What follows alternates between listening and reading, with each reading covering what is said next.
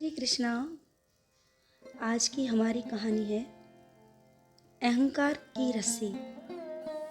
एक बार एक गुरुदेव अपने शिष्य को अहंकार के ऊपर एक शिक्षाप्रद कहानी सुना रहे थे। एक विशाल नदी जो कि सदाबहार थी, उसके दोनों तरफ दो सुंदर नगर बसे हुए थे। नदी के उस पार महान और विशाल देव मंदिर बना हुआ था। नदी के इधर एक राजा था। राजा को बहुत ही अहंकार था। वह कुछ भी करता तो अहंकार का प्रदर्शन करता। वहाँ एक दास भी था, बहुत ही विनम्र और सज्जन। एक बार राजा और दास दोनों नदी के वहाँ गए।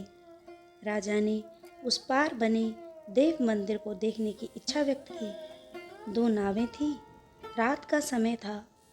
एक नाव में राजा सवार हुए और दूसरी में दास सवार हुआ। दोनों नाव के बीच बड़ी दूरी थी।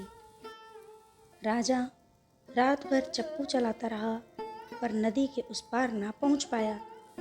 सूर्योदय हो गया तो राजा ने देखा कि दास नदी के उस पार से इधर आ रहा है।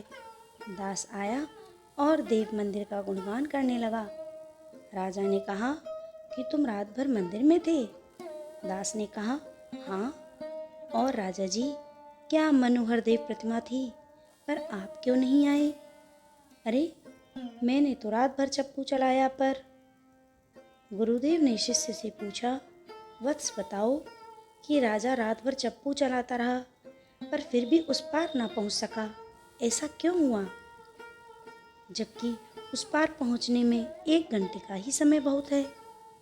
शिष्य ने कहा, हे नाथ, मैं तो आपका अबोध सेवक हूँ, मैं क्या जानूँ, आप ही बताने की कृपा करें। ऋषिवर, हे वत्स, राजा ने चप्पू तो रात भर चलाया, पर उसने खूंटे से बंधी रस्सी को नहीं खोला। और इसी तरह लोग जिंदगी भर चप्पू चलाते रहते हैं, पर जब अहंकार के खूंटे को उखाड़ कर नहीं फेंकेंगे तो आसक्ति की रस्सी भी नहीं कटेगी। तब तक नाव देव मंदिर तक नहीं पहुँचेगी। हे वत्स, जब तक जीव स्वयं को सामने रखेगा तब तक उसका भला नहीं हो पाएगा। ये ना कहो कि ये मैंने किया, ये ना कहो कि ये मेरा है, ये कहो जो कुछ भी है वो सद्गुरु और समर्थ सत्ता यानी मेरे परम ईश्वर का है, मेरा कुछ भी नहीं है। जो कुछ भी है सब उन्हीं का है। स्वयं के सामने मत रखो, समर्थ सत्ता को सामने रखो।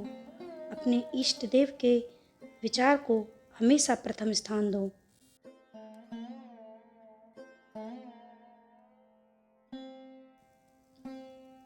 यदि नारायण के दरबार में राजा बनकर रहोगे तो काम नहीं चलेगा।